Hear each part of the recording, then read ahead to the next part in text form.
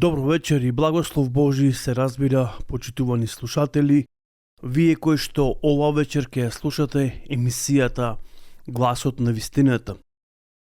Би сакал ова вечер да ви посакам на вистина мир и благослов и се надевам дека ќе имаме убава и прекрасна вечер. Се разбира, ќе се дружиме заедно со емисијата Гласот на вистината и со нашиот Спасител Исус Христос. И нормално ќе го проучуваме Словото на нашиот Господ и Спасител Исус Христос. Уште една емисија по милоста Божја. Почитувани слушатели, имаме серија предавања, зборуваме за Месијата. Зборуваме за Христос, за помазаникот Божи, оној кој што дојде пред 2000 години и ни ја донесе најубавата вест која што беше најавена од самите пророци уште пред да дојде на оваа земја. Затоа, останете со нас и слушајте емисијата Гласот на вистината и длабоко верувам дека ова емисија е под Божјо водство и под инспирација на Духот Свети и дека ќе донесе голем благослов и раст во вашата вера.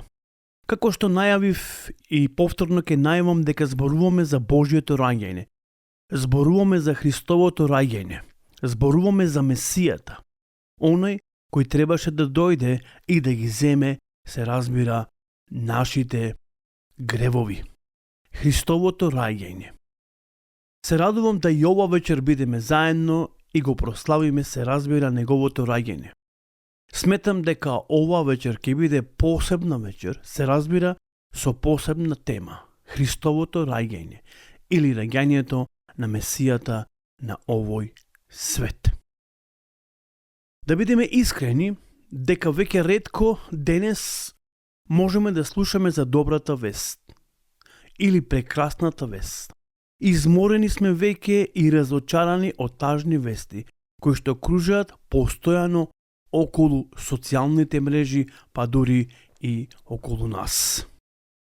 Секојдневно читаме и слушаме вонтрени вести, настани, ситуации, изненадувачки вести или поточно кажано тажни вести, кои не донесуваат никаков благослов во нашиот живот.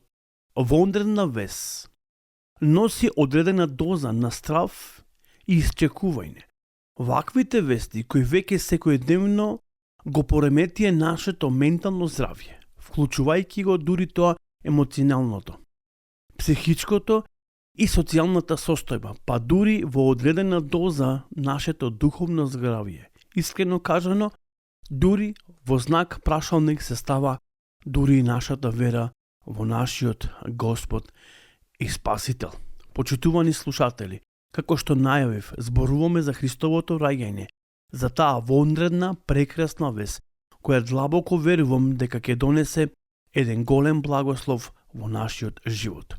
Дали има простор и место после сите овие нешта кои што секојдневно кружат околу социјалните мрежи, околу нашиот живот во светот? Дали има простор и место за добра вест? Или, поточно кажано, Библијата ја опишува радосната вест. Денеска, како што најавив, многу поретко можеме да слушаме радосни вести кои ќе донесат одреден благослов во нашиот живот, а не одредена доза на страв. Друго, она што треба да знаеме, почитувани слушатели, е тоа дека Христос дојде на оваа земја за сите нас. Која е добрата вест за нас? Евангелието кој што е добрата вест, Евангелие кој значи радосна вест, која одлекна пред 2000 години. Таа е добрата вест за нас. Во Витлеем речиси пред 2000 години се случи најголемото дело во историјата на човештвото, а тоа што е Бог ја посети нашата планета и ја откри неговата суштинска љубов. Еве што ни е запишено во Евангелието на Јован, 3 глава, 16 стих. Зошто Бог толку го засака светот или ги засака луѓето од овој свет, што го даде својот единороден син, да секој што верува во него не да погине, но да има, се разбира, живот вечен. Потоа во Евангелието на Јован 6 глава, 47 стих, еве што таму ни се вели или ни е запишено. Вистина, вистина ви велам, кој верува во мене има живот вечен. Ова се зборови на Господ Исус Христос, а се разбира ги запишал евангелистот Јован Богослов. Еве што кажал еден Божи човек по име Жан Калвин. Состојбата ќе беше очајна ако Бог не се симнеше до нас. Ние никако не ке можевме да си скачиме до него. Еве што ни зборува мудриот Соломон во неговите пословици, се разбира, или изреки, 30 глава, 4 стих. Вели, никој не си скачи на небото, ниту пак слегол некој, се разбира долу од небото. Значи, никој не си скаче, ниту па слезе некој од небото. Но еве ќе отвориме во Евангелието на Јован, како што кажав, почитувани слушатели, вие кои што ја слушате оваа вечер, се разбира, оваа прекрасна емисија, со прекрасна тема, со посебна тема. Тема која ќе донесе, како што кажав, голема радост во нашиот живот. Еве што ни е запишено во Евангелието на Јован 3 глава 13 стих. Никој не си скаче на небото, освен Синот човечки, кој слезе од небото и кој е на небото. Еве што уште апостолот Павле им препорачува на Ефесијаните, 4 глава, а што значува издигајќи се, ако не тоа, дека тој слезе пред тоа во најдолните места на земјата, слегна истиот кој се издигна повисоко од сите небеса, за да се исполни, се разбира, се. Која е добрата вест, почитувани слушатели, оваа вечер за нас? Може би се прашувате која е добрата вест за нас. Бог има совршен план за тебе и за мене. Тоа не сме никој да го заборави. Дека Бог има совршен план за тебе и за мене. Бог има совршен план за нас. Тоа ни го открива Словото Господово. Во случајот, Бог е тој кој ни го открива преку своите пророци или апостоли. Тој има програма за нас и тоа е добрата работа која можеме да ја видиме во Словото Господово. Но од друга страна можеме да видиме дека тоа е и единствената опција за нас. Почитувани слушатели, Бог има совршен план, совршена програма, кој се запишени, како што кажав, во Словото на нашиот Господ и Спасител. Еве што ни е запишено повторно во Евангелието на Јован, 5 глава, 39 стих. Ги истражувате писмата, зашто вие мислите дека во нив имате живот вечен. Токму тие сведочат за мене. Ова го зборува Исус и вели дека писмото сведочи за него. Сведочи за неговото триумфално доаѓање, поточно доаѓањето на Месијата кое што се случи пред 2000 години. Како што рековме, тоа е добрата вест. Друго, најава за доаѓањето на Месијата. Значи, најава за доаѓањето на Месијата. Запишено се разбира ни е во книгата Постанок или книгата Битие, 3 глава, 15 стих. И еве што таму ни е запишано. И ставам непријателство помеѓу тебе и жената, помеѓу родот твој и породот незин. Тој ќе те смачкува главата, а ти ќе го каснуваш за петата. Ова е првото Божјо пророштво, првото месијанско пророштво дадено, се разбира, за Месијата.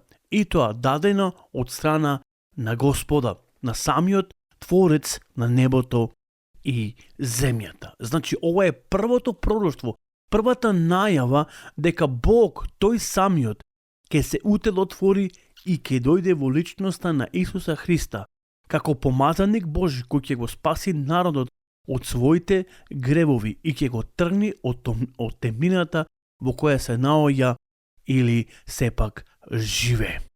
Што ни зборува пророкот Исаија, кој бил пред 700 можеби и повеќе години пред да дојде Месијата.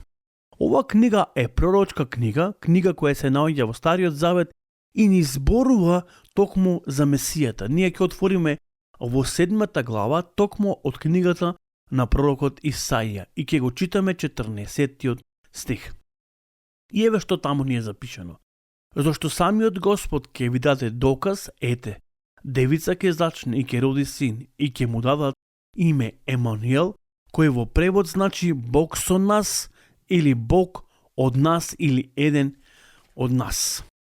Почитувани слушатели, навистина имаме прекрасна тема која зборува за самиот Месија, за онај кој долго време го очекуваше Израелот, затоа што не само што Израелот го очекуваше, туку тие сметаа дека ќе бидат ослободени од римската окупација, затоа што самиот Месија дојде во време на таа дури римска окупација или кога владееше Цезарот или Рим. Интересната работа која можеме да ја видиме во Словото Господово, кој ни е запишена па дури царот Навуходоносор, кој беше цар на Вавилон, беше дел од Божјата програма или дел од програмата на Месијата. Така ни е запишено, се разбира во Словото на нашиот Господ и Спасител Исус Христос. Почитувани слушатели, кога ќе видиме од книгата на Малахија па до Христос или до Месијата имаме 400 години. И еве што таму ни е запишено. Бог на својот народ Израел не им зборуваше 400 години. Тоа беше еден долг период, но после 400 години дојде преку ангел Гаврил ударната вест за Божиот народ. Добрата вест. Ангелот им рече: не плашете се, еве ви носам голема радост која ќе биде за сите луѓе или за сите народи. Зашто денес ви се роди во градот Давидов Спасител, кој е Христос Господ. Еве уште што ни е запишано повторно во Евангелието на Јован 7 глава.